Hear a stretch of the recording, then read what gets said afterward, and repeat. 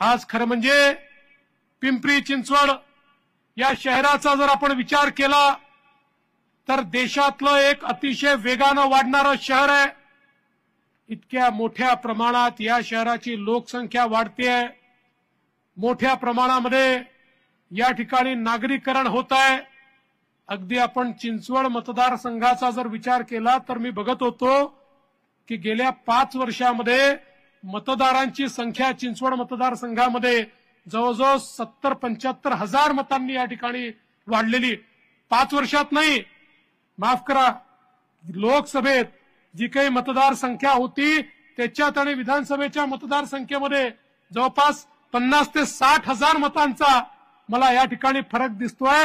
म्हणजे किती वेगानं शहरीकरण चाललंय, किती वेगानं लोकसंख्या वाढते आहे हे आपल्या सगळ्यांच्या या ठिकाणी लक्षात येत आहे। आणि म्हणूनच मागच्या काळामध्ये मी मुख्यमंत्री असताना आपण या लोकसंख्येचा विचार करत आंध्र धरणातनं 100 MLD पाणी या ठिकाणी दिलं आणि आता भामा आसखेडमधनं 107 MLD पाणी आपण उपलब्ध करून दिलं। पहिलं पाणी पोचलं, दुसऱ्या पाण्याचं भूमिपूजन झालं। शंकर भाऊ इथे बसून मला सांगत होते, भाऊ एवढ्या पाण्याने आमचं भागणार नाही, आम्हाला अजून पाणी द्यावं लागेल। मी शंकर भाऊ तुमच्या साक्षीनं सांगतो, हे आपलं महायुतीचं सरकार या शहराला पाणी कमी पडू देणार नाही। या नागरिकांना जेवढं पाणी लागेल माननीय मुख्यमंत्र्यांच्या नेतृत्वामध्ये ते पाणी वेगवेगळ्या धरणातनं तुम्हाला देण्याचं काम आपल्या सरकारच्या माध्यमातून आम्ही करू। कारण शेवटी पिंपरी चिंचवड हे वाढतं शहर आहे, हे नागरीकरण या ठिकाणी होत आहे आणि त्या माध्यमातून पिण्याच्या पाण्याची समस्या ही मोठ्या प्रमाणात आपल्याला दूर करायची आहे। आमच्या अश्विनीताई सातत्याने पुनावळ्याच्या कचरा डेपोच्या संदर्भात त्या ठिकाणी विषय मांडतात, त्या संदर्भातले सगळे निर्णय ताई आपण घेतले आहेत। त्या ठिकाणी आपल्याला डेपो बंद करून तिथे कॅपिंग करून आणि चांगल्या प्रकारे त्या ठिकाणच्या लोकांना त्या कचऱ्यातनं मुक्ती द्यायची आहे। या संदर्भातला निर्णय देखील आपल्या सरकारने घेतला आहे आणि येत्या काळामध्ये आपल्याला त्या ठिकाणी देखील अतिशय चांगलं अशा प्रकारचं मैदान, गार्डन आणि इतर उपयोग हे होताना पाहायला मिळतील। खरं म्हणजे आज जर आपण बघितलं तर पिंपरी चिंचवड सारख्या आमच्या शहरामध्ये सगळ्यात मोठी समस्या ही ट्रॅफिकची आहे। मागच्या काळामध्ये शिवाजीनगर पासून हिंजवडी पर्यंत आपण मेट्रोचं काम सुरू केलं। मोठ्या प्रमाणात मेट्रो आणि पीएमपीएलच्या माध्यमातून इथे पब्लिक ट्रान्सपोर्ट आपल्याला कसा उपलब्ध करून देता येईल हा प्रयत्न सुरू केला।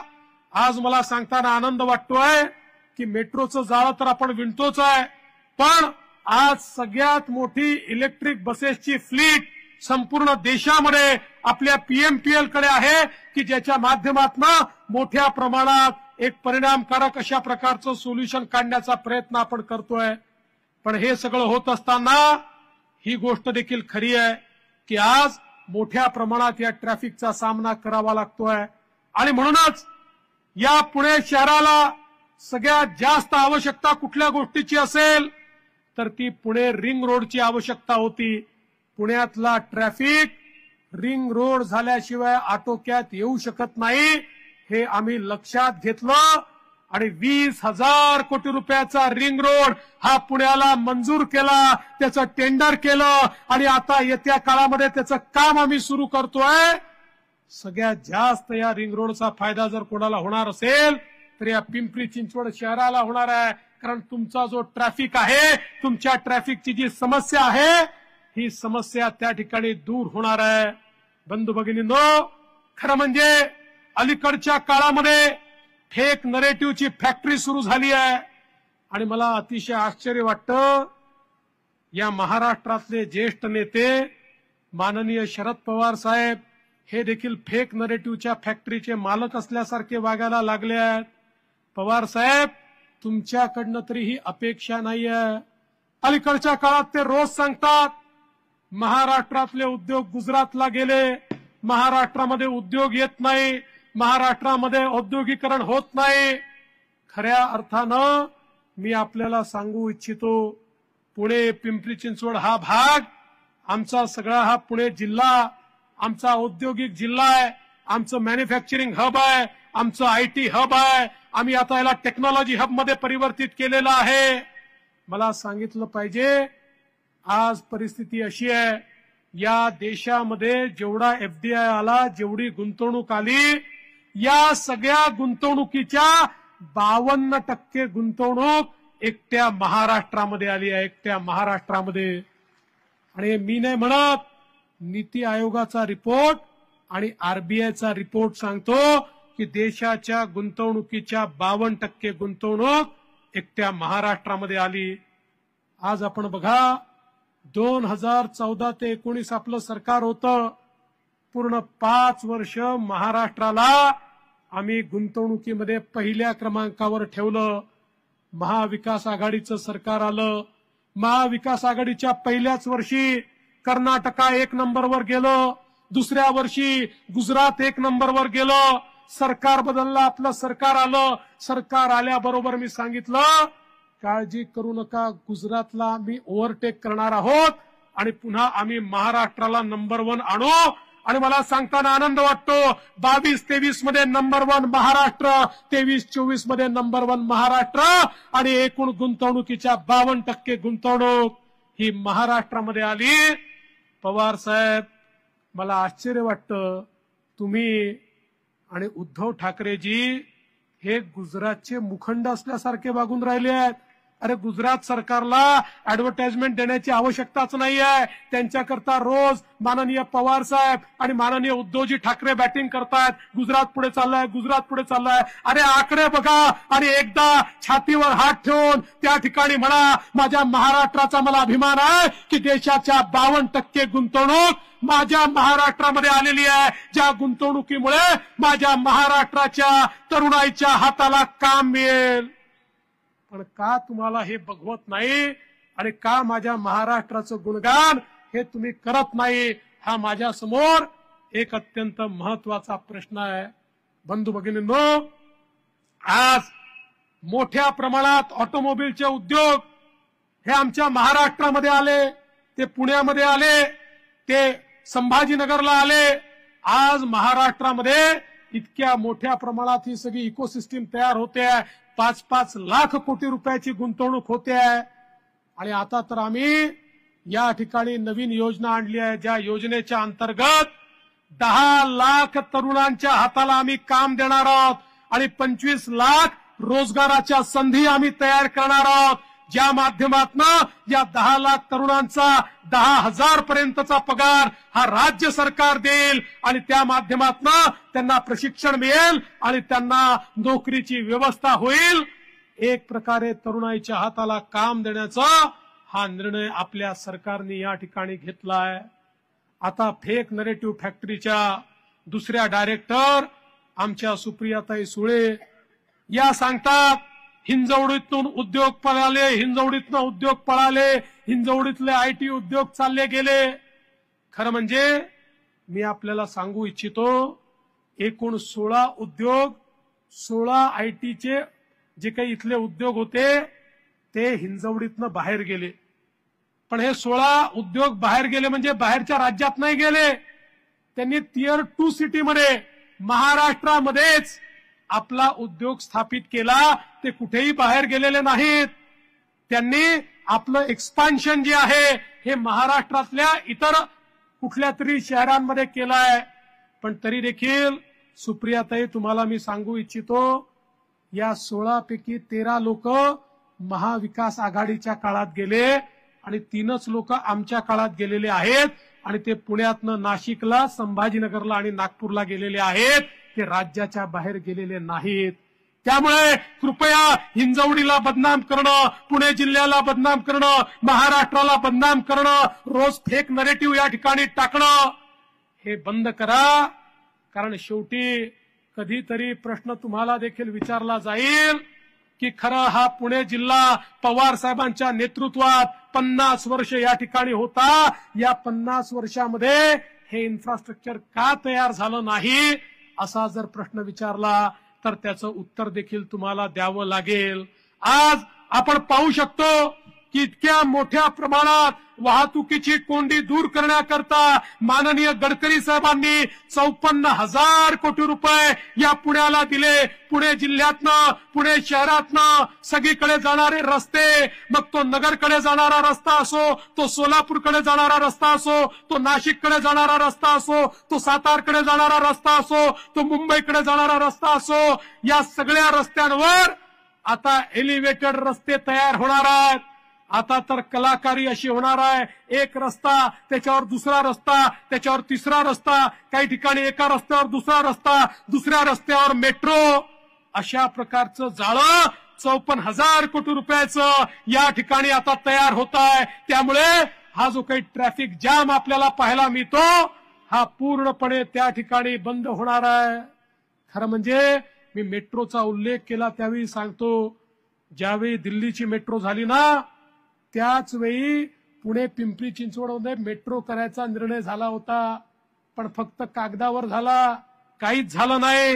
या ठिकाणी देशामध्ये मोदीजींचं सरकार, महाराष्ट्रात आपलं सरकार आलं, त्यानंतर हा निर्णय आपण त्या ठिकाणी घेतला आणि म्हणून आपण काळजी करू नका, मेट्रो देखील तयार होईल. मुंबई बंगलोर हायवे मध्ये किवळे ते बालेवाडी उड्डाण पुलाचा प्रस्ताव आता NHAI कडे गेला आहे आणि गडकरी साहेबांनी आपल्याला सांगितलेलं आहे हे काम देखील निश्चितपणे या ठिकाणी पूर्ण होणार आहे. येत्या काळामध्ये एक मोठं जाळं या ठिकाणी तयार होणार आहे.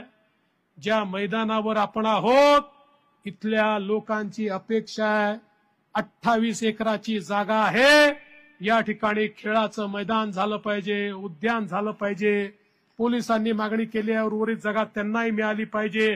काळजी करू नका, या ठिकाणी तुम्हाला जे हवाय ते उद्यान आणि मैदान आमचे शंकर भाऊ निवडून आल्यानंतर करून देण्याची गॅरंटी हा देवा भाऊ या ठिकाणी घेतो आहे. ते देखील तुम्हाला निश्चितपणे करून देऊ, हा विश्वास तुम्हाला मला द्यायचा आहे. राज्यामधल्या आपल्या सरकारने घेतलेले निर्णय आपण बघितलेले आहेत. माननीय एकनाथराव शिंदेजी, अजितदादा पवार आणि मी, आमची ही त्रिमूर्ती आहे. ही त्रिमूर्ती ज्या प्रकारे राज्यामध्ये सातत्याने लोकोपयोगी निर्णय घेते आहे, महिलांकरता घेतलेले निर्णय, लेक लाडकी सारखी योजना असेल किंवा या ठिकाणी आमच्या महिलांना एसटी मध्ये 50% फ्री प्रवास असेल किंवा आमच्या मुलींना त्या ठिकाणी मोफत शिक्षण असेल किंवा लाडकी बहीण योजना असेल, प्रत्येक योजना आमच्या महिलांच्या जीवनामध्ये परिवर्तन करणारी योजना आहे. खरं म्हणजे मुलींच्या मोफत शिक्षणाची योजना आपण आणली. या योजने आणता असताना आपल्या समोर एकच त्या ठिकाणी मुद्दा होता. देशाचे प्रधानमंत्री माननीय मोदीजी सांगतात, देशाला विकसित करायचं असेल तर देशाच्या लोकसंख्येच्या 50% हिस्सा असलेल्या महिलांना पहिले विकसित करा. मोदीजींनी बेटी बचाओ बेटी पढाओ पासनं तर या ठिकाणी लखपती दीदी पर्यंतच्या योजना आखल्या. आमच्या लाखो दीदींना लखपती बनवण्याचं काम मोदीजींनी केलं आणि म्हणूनच आम्ही देखील योजना तयार केल्या. आज घरामध्ये मध्यमवर्गीय आणि गरीबाच्या घरामध्ये एक मुलगा असेल एक मुलगी असेल, मुलाला ते शिकवतात आणि मुलीला सांगतात, बाई आता पैसे नाही आहेत, तुझ्या भावाला शिकवण्यात सगळे पैसे लागले, तू घरी बस, तुझं लग्नच करायचं आहे. अतिशय होतकरू होनहार मुलगी असते, पण ती त्या टंचाईमुळे चणचणीमुळे शिकू शकत नाही. आता आम्ही निर्णय केला, त्या पोरीच्या आई वडिलांना सांगितलं, तुम्ही शिकवू शकत नाही, चिंता करू नका. पोरीचे मामा हे त्या ठिकाणी मंत्रालयात बसले आहेत, ते आता पोरीला शिकवतील आणि 2 लाख रुपये 3 लाख रुपये 4 लाख रुपये जी काही पोरींची फी असेल ही सगळी फी आपल्या सरकारच्या वतीनं भरणं आपण सुरू केलं. लेक लाडकी योजनेमध्ये 1 लाखापर्यंत ज्या घरी मुलगी जन्माला येईल तिथे मदत करणं आपण सुरू केलं. आणि आता लाडकी बहीण योजनेमध्ये आपण या ठिकाणी 1500 रुपये महिन्याला देतो. कालच मुख्यमंत्र्यांनी घोषणा केली, तुमच्या आशीर्वादानं पुन्हा सरकार आलं की 2100 रुपये लाडक्या बहिणींना या ठिकाणी आपण देणार आहोत. पण मी माझ्या लाडक्या बहिणींना सांगू इच्छितो, जसे आम्ही तुमचे सख्खे भाऊ आहोत, तुमचे काही सावत्र भाऊ देखील आहेत आणि हे सावत्र भाऊ महाविकास आघाडीत बसले आहेत. का बरं सावत्र भाऊ? आम्ही घोषणा केली तर पहिले म्हणाले योजनाच होऊ शकत नाही. आम्ही योजना केली, पैसे देणं सुरू केलं, म्हणाले सगळ्यांच्या खात्यातच जाणार नाही. 2.5 कोटी महिलांच्या खात्यामध्ये, बहिणींच्या खात्यामध्ये पैसे गेले. या सावत्र भावांच्या पोटात दुखायला लागलं.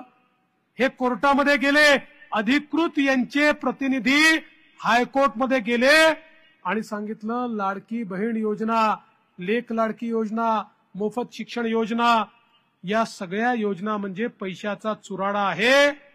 या योजना बंद करा. पण काळजी करू नका, सावत्र भावांनी कितीही षडयंत्र केलं तरी आम्ही कोर्टामध्ये तुमची बाजू अशी मांडली की कोर्टाने सावत्र भावांना त्या ठिकाणी कुठलाही ऑर्डर दिला नाही. आमची योजना चालतच राहणार हे कोर्टाने सांगितलं आणि आमच्या बहिणींना नोव्हेंबर पर्यंतचे सगळे हप्ते त्यांच्या खात्यामध्ये आम्ही दिले. पण बहिणींनो, उद्धव ठाकरेजींनी तर घोषणाच करून टाकली की या ठिकाणी आमचं सरकार आल्यानंतर जुन्या सरकारचे सगळे निर्णय आम्ही रद्द करणार आहोत. म्हणजे चुकून यांचं सरकार आलं तर लाडकी बहीण योजना सगळ्यात पहिल्यांदा हे बंद करतील. हे सत्य त्यांच्या पोटातून ओठात आलेलं आहे. पण मला विश्वास आहे या ठिकाणी आमच्या लाडक्या बहिणी आणि आमचे सगळे लाडके भाऊ यांनी निर्धार केलेला आहे. महाराष्ट्रामध्ये इन्फ्रास्ट्रक्चर तयार करणारी, महाराष्ट्रातल्या समाजातल्या विविध घटकांना मदत करणारी अशा प्रकारची आपल्या सर्वांचं लाडकं सरकार हे पुन्हा एकदा निवडून आणण्याचा निर्धार हा या ठिकाणी आपण सगळ्यांनी घेतलाय. आणि म्हणूनच तुम्हाला विनंती करण्याकरता आलो आहे. जो विश्वास तुम्ही लक्ष्मण भाऊंवर दाखवला, जो विश्वास तुम्ही अश्विनी वहिनींवर दाखवला, तोच विश्वास आता आमच्या शंकर भाऊंवर दाखवा. मी तुम्हाला शब्द देतो, शंकर भाऊंच्या पाठीशी उभा राहून या चिंचवड मतदारसंघातल्या आशा, आकांक्षा आणि अपेक्षा मी पूर्ण करून दाखवेल हा तुम्हाला विश्वास देतो आणि माझं बोलणं संपवतो. धन्यवाद. जय हिंद, जय महाराष्ट्र.